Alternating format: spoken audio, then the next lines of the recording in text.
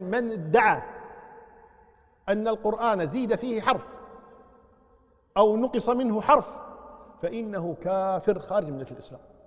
قال عمر، والحديث في أعلى درجات الصحة كما بينا، الله تعالى بعث محمدا صلى الله عليه وسلم بالحق وأنزل عليه الكتاب، فكان مما أنزل الله عليه آية الرجم. اسمع الثلاث كلمات دول، يقول: فقرأناها وعقلناها ووعيناها والذي نفسي بيده، والذي نفسي بيده. اسمع: لولا أني أخشى أن يقول الناس زاد عمر بن الخطاب في كتاب الله لكتبتها بيدي، أي لكتبت آية الرجم بيدي.